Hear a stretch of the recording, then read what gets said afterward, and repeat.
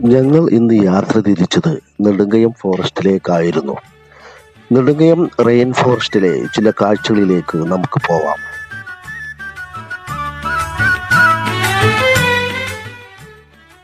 ഈ കാണുന്നതാണ് നെടുങ്കയം ഫോറസ്റ്റിലേക്കുള്ള കവാടം.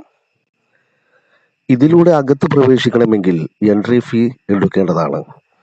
ആളുകൾക്കും വാഹനം കൊണ്ടുപോകുന്നതിനും 35 രൂപ നിരക്കിൽ ഫീസ് ഓഫീസിൽ അടയ്ക്കേണ്ടതായിട്ടുണ്ട്.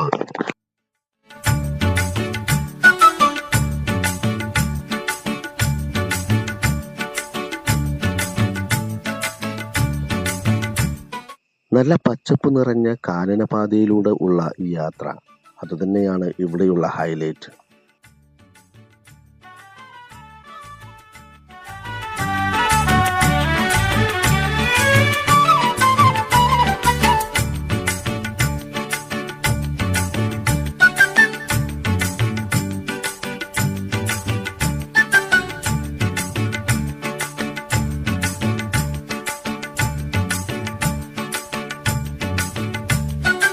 നിലമ്പൂർ തേക്കിന്റെ ഡിപ്പോ ഇതിനകത്തുണ്ട്.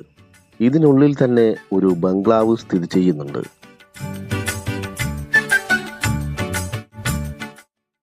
ചോലനായ്ക്കർ വിഭാഗത്തിൽപ്പെട്ട ഒരു കൂട്ടം ആദിവാസികൾ ഇതിനകത്ത് താമസിക്കുന്നു. അവരുടെ നാടും അവരുടെ പട്ടണവും അവരുടെ എല്ലാം ഈ കാട് മാത്രമാണ്. എല്ലാവിധ സൗകര്യങ്ങളും അവർക്ക് ഈ കാട്ടിൽ ഒരുക്കിയിട്ടുണ്ട്.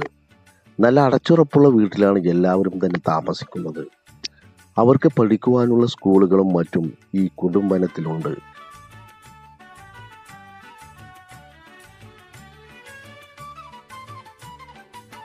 ഈ കാണുന്നത് ചോലനായ്ക്കന്മാരിൽ മൂത്തവനായ ശ്രീ മാതന്റെയും അദ്ദേഹത്തിന്റെ ഭാര്യ കരിക്കയുടെയും സ്മരണക്കായി പണിത ശില്പങ്ങളാണ്.